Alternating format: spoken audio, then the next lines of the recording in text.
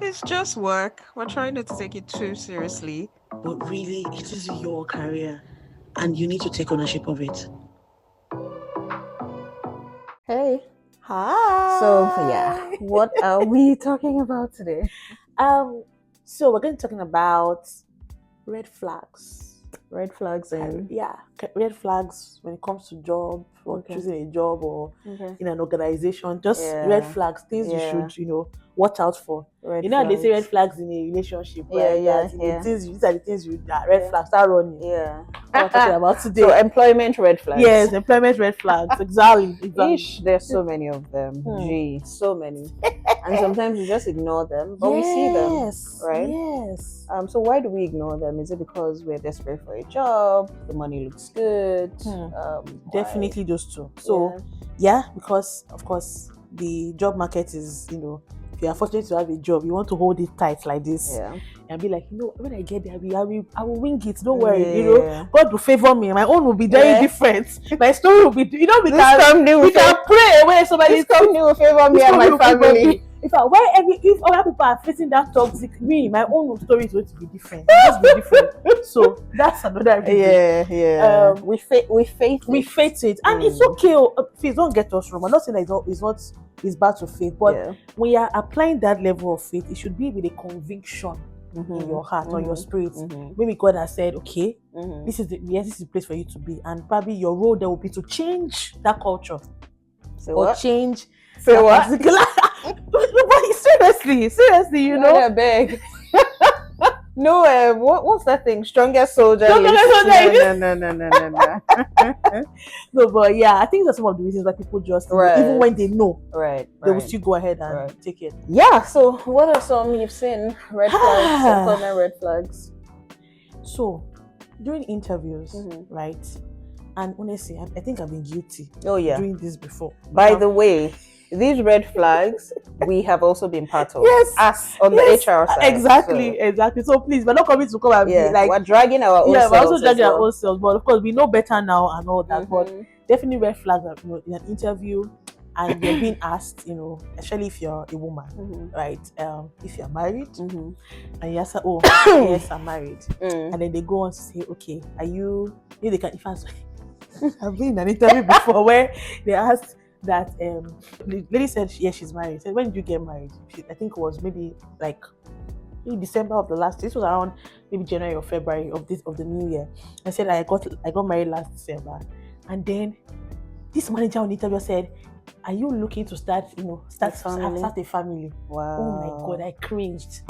Even I was so uncomfortable. I'm like, what the heck? How can you ask that kind of question? Yeah. Well, of course, this was a big. If I mentioned the organization, they will not believe it. So let me just hold it there. Of course, the lady asked that, answer. They asked her she was looking to start a family. She had not applying to wait for a year. Can you imagine? TMI. Like, who needs that information? But you asked for it. Yes. And I'll tell you what I know you want to hear. Exactly. Yeah. But I really felt bad, for that kind of thing. And some of that question around, you're married. Are you sure your husband will allow you to be working late? Why are you working late in the first place? Why is an organization? That's the red flag. What if they start telling you that are you sure they allow you to work late? Yeah. I understand there are times when peak periods, will take more time, but once they start telling you that are you sure they allow you to work late? Know that there's something going on there. Yeah. There was this particular lady that I don't know how she masked that fact that she was pregnant. But we did not know. This lady was employed entry level, and then she came in and she was asked during the interview. Same question, and the one said, "Are you looking at a family?" She said no. She said no, but she was already pregnant. Wow. Remember, I was like, go for you people. Maybe 3 or 4 months into this, she already comes to apply for maternity leave. End of discussion. Take it over to you. But wait, like those conversations, those questions are so cringe. Yeah. It is none of the organization's business. Exactly. If you're married, when you got married, if you're looking to start a family, it is none of their business at all. The only thing an organization should be concerned about, 2 things. Your behavior. Are you able to be part of a team and not like a problematic person, a recalcitrant person. Exactly.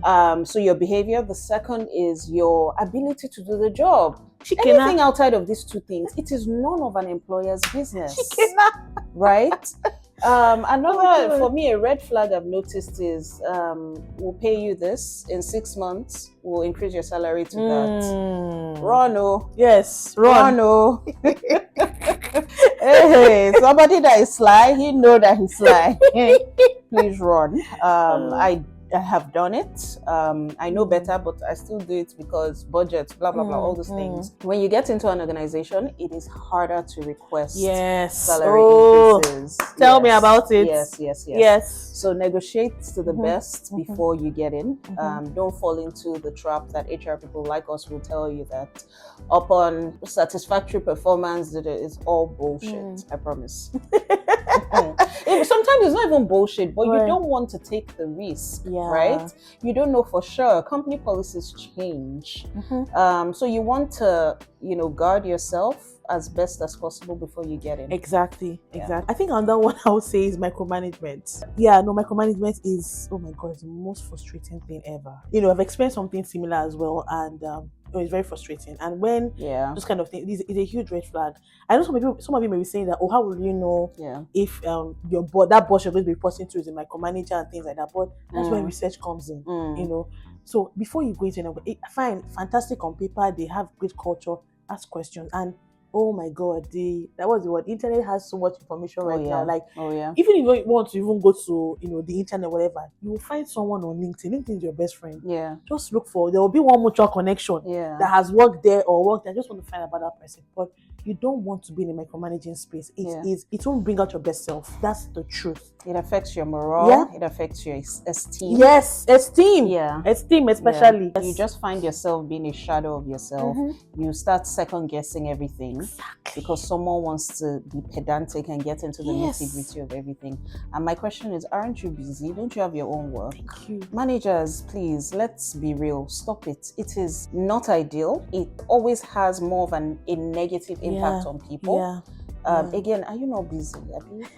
What's going on? Why are you choking your eyes at my own work again? What's going on? Right? Allow people do their work. If they have then shown you consistently over time that they're incapable of doing it, then help them. You see this thing where you want to know everything, every minute of the day you want to have a check-in. It's not ideal, especially to top performers or high potential individuals. It's not. In terms of like research before you get into the company, there's so many resources out there, Glassdoor, because that thing you said about contacting people who work in the organization on LinkedIn, it's happened to me where people ask me, but we don't want to share. I don't want to share. Especially HR. Let's keep it. And like even just my personality, true, it's like that's very true. I beg, meaning please. Don't reference me outside. The organization is great. I might not give you real feedback. You're right. Actually, that's true. Maybe Glassdoor is your friend, truly. Maybe Glassdoor is actually a better opportunity. Or if you must contact people on LinkedIn, it should be ex-employees, people who have left, who don't really care, and can give you their honest opinion, I would say. Another red flag is companies where during the interview, they're already telling you, we work hard, we play hard. They will work you almost to your grave. And the play you will not see. The play is pizza. Pizza Friday. Yeah, Pizza Friday. Is it pizza I've never eaten in my life? Oh my God. Work is great. Having a good career is fantastic. It boosts your morale. It gives you a higher sense of worth and all of that stuff. But there's more to life than career. An organization who wants to work you 60 hours a week, 70 hours a week, is not ideal. There should be a place for balance. So you get in an interview and they're already telling you, we work hard. God, gotta beg. We work hard.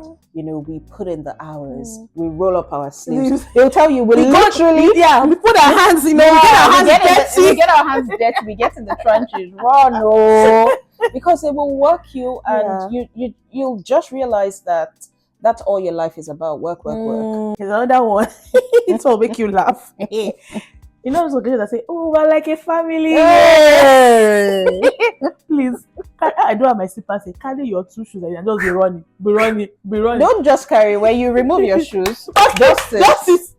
And run. Also, because those kind of organizations where aside they will overwork you, no boundaries. They can call you at midnight. Hey, right. Send me the reports now. I heard of one story. I don't even know if stumbled on it. It was on. I saw it on Instagram. Instagram. Instagram. Okay. Someone was calling out bosses who apparently didn't pay their work, their staff December pay or whatever. And they surrounded. This boss went to the village in the eastern part of Nigeria, and he was spending lavishly, like now even uploading videos of him and his family enjoying, spending lavishly, spraying money, and yet he didn't pay his staff at all for that period. You see, that's just, I don't like, how can you be that wicked? December, when people typically people spend more, you're buying gifts, you're taking care of one thing or the other, that's just wrong. So please run. We are family. Over my dead body. Red flag. Go. Red flag. Run. The collection should not open there. We should start DC3. Music by this side. It's like we flow. I mean, there's some organizations that are actually family, look out for each other, they're respectful, but the majority of those organizations that say we are like a family here is all bullshit. They, like she said, no boundaries. You will work for your sibling. For sure. A red flag that comes to my mind is something I made a post on a few years ago now on LinkedIn, is organizations that ask for proof of pay. Basically, will not leave the subject to. I hate it so much. And all my senior colleagues in HR disagree with me, but it's okay. I mean, I have a mind of my own and whatnot. I think it's unnecessary. Why? I think, what is the competence, the skill set for this role? What's the budget for the role? It shouldn't matter what the person previously earned. Like, why should it matter? It never made sense to me. It never will make sense to me. You already have a budget. You already have the pay grade for that role. So why are you asking now? So you need to either pay me the same thing or underpay me. I don't understand. Even as like documentation for what exactly? Like, again, if someone can explain it to me, I'm happy to. Well, true. I'll learn if there's anything to learn. But I think it's demeaning. And I think as recruiters and HR managers and hiring managers, stick to your definition of the role, the level of competence required for the role. Like she said, the job grade already budgeted. You've evaluated the role. You know this is where the level should be. Yes. You have a budget for that organization. Yes. The last they will say, I cannot take it. And the person will walk away. Exactly. It's not very hard. Any organization asking for pay slip is, in my opinion, archaic. It's still holding on to old HR practices. And so it's a red flag, because why don't you want to evolve? Why are you still holding on to old things? Exactly. It's interesting how coming to Canada and realizing that that's not even a basis of discussion. No one is ever going to ask you for your pay stub. Nobody. Like, that was one major I won't say shocker per se, but it was something I was so relieved to see. I was relieved that, wow, like, it doesn't even come in any discussion at all. Instead, even organizations are not even being mandated to post the salary range when they advertise roles. So you can imagine the level of transparency. So you cannot decide. So it really is all up to you. Now, within that pay range, they cannot come back and say, oh no, we can't do that or something. But you have an idea. And you know how they'll say your pay is confidential. Yes, it's confidential. But if you have that open knowledge that, managers in this organization, this is the pay range. You already know that, you cannot be any more than this range. So I'm okay with it. Like, you already know. 100%. Another red flag for me is organizations that have a high turnover rate. Over time, I've realized that people are not crazy. There is a reason why people are doing it. It's either, the culture is toxic. People don't grow. People are being micromanaged. I mean, all of these will come under a toxic culture. But I'll say to you that if you do your research, read reviews, ask questions, and realize a company has a high turnover rate, it's definitely a red flag. Yes, it is. Except you have that messiah complex where you think, oh, I'm going to go there and change things. And it's possible. I'm not saying it's not possible. But remember, we're talking about red flags.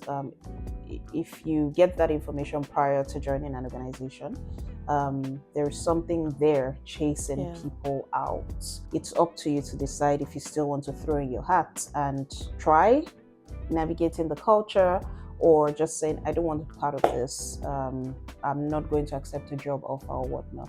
Absolutely. There's a masquerade there. Just pushing people. That is doing the job of a Amadioha. Yeah. And I think one interesting thing, and one of the ways you can probably explore that or find out more is, without even connect to anybody on LinkedIn, just search for the organization, people that have worked there. See how long do they stay there. You can already tell. Like if it's, especially if you very fast someone in that particular role you apply to, and maybe you found like 10 people in the space of 1 year. I don't think I need to tell you what to do. There is a Yoruba proverb. My Yoruba is not even good, so I'm just going to say it in English. That the broom that was used to wipe the first wife is just somewhere else waiting to second wife whip the second wife. So yeah, if people keep leaving, rest assured that the same reasons are waiting for you. But I wish you all the best if you take it. I've been interviewing some candidates this week, and I realized that some of the questions that they asked was, if the job is a replacement or is a new position. So that's another way you can also ask. Like I had someone outrightly ask, how long. When I said it was a replacement, I said, how long was person on the road? I said, now why? Auntie, please calm down now. But yeah, you can be as direct, because really, hello, I want to know. Yes. Another way I can talk about is job descriptions. Just go where they just put you already very vague, very vague job description. You don't even know, like.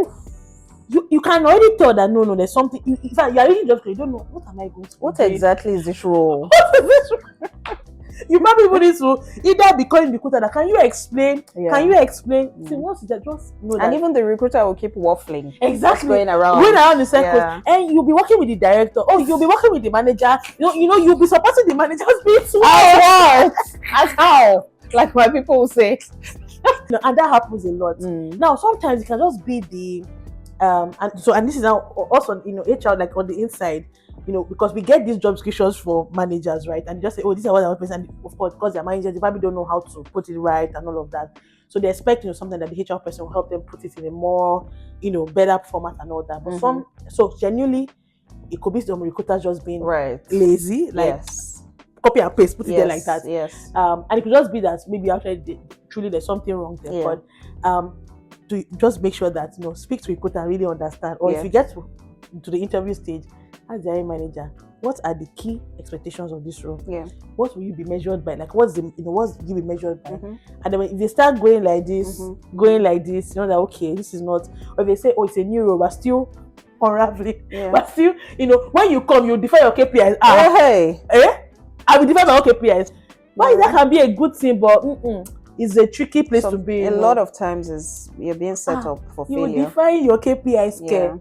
Why didn't you do that? Exactly. You already interviewed. There's something you're looking for already. What is that thing you're looking? Don't come and tell me I define my KPIs. Are you joking? Yeah. One more thing I would say is organizations or companies that just stick to what the minimum, the labor law minimums. Yes. Labor law says, for instance, the ESA Ontario, sick leave is 3 days. A company will say our sick leave policy is 3 days. No. It's a red flag. Labor laws are the minimum, meaning you can't go below, but you can definitely go above. So organizations that just stick to those standard minimums, they should have more benefits, care, or packages for employees. It just shows that they have a higher threshold or a higher appreciation for the duty of care from an employer to an employee. Yeah. In conclusion? Yeah. And one thing I think we've been repeating in the course of the conversation is to do your research. Really. Yeah. Ask questions. If you're fortunate to get, like for the game we said earlier, yes, you may get some people you may contact some people on LinkedIn, but you will not be open to share. Really, I don't think I will be open to share the nitty-gritty of what's going on. Because of course you still want to carry that employer brand. I don't know where that is to get to really. But I think just do your research and as much as possible, that opportunity during that interview is when you can ask as well. So as as you're being interviewed, you're also interviewing the organization. Get your questions down, and if they're not able to answer that question, then you should already start getting feelers like, okay, maybe something is wrong here. What you think? I'm gonna give a somewhat political answer to each their own. Because it hasn't worked out for some people doesn't mean it won't work out for you. My Daycam's answer to you, my conclusion to you would be always have your reason why. See, sometimes we go through hardship, like we knowingly go through hardship because of our reason or our why. So always know what your why is. Sometimes it's financial. Sometimes it's career driven. You just want to have that experience on your resume, and you willingly chest these red flags. The final thought I would leave you with is, regardless of what your reason is, what your why is, whether or not you take the job, make sure a job doesn't eat into your esteem. And make sure a job doesn't steal your peace. I promise you, it's the wrongest place to be. Something I read that will always stick with me is that in life, there are different balls you juggle. Oh yeah, I'm sure you've seen it. There are plastic balls and there are glass balls. The plastic balls, as you're juggling them, if one falls off, you're juggling. It's plastic. It doesn't shatter. It will bounce back. But if glass falls, it shatters. There is no bouncing back. And that in life, work are plastic balls. If they fall, they will bounce back at some point. Life, your relationship with God, your relationship with family, your relationships with people, that is the glass ball. If you malhandle it and it falls and shatters, it takes a lot to put it back together. So that's, I don't even know if that made sense, but anyway, no, it made a lot of sense. You deal with it somehow. You piece it together somehow. And if you, in the words of Jennifer Funkakindele, the character Jennifer, something close to that, but she said, and if the egg breaks, then you're supposed to hold the egg and care for it and all that. But if the egg breaks, the only thing you can do is just take it and fry it in the frying pan. In other words, lemon, life and lemon. Right. Thank you so much, guys, for watching and sticking with us today. If you like this video, please subscribe, share, turn on notifications for our next video. Please do that. But thank you so much. And we want to hear from you. What are some other red flags that you have also experienced or maybe you heard of? We'd love to hear from you. Yeah. Bye.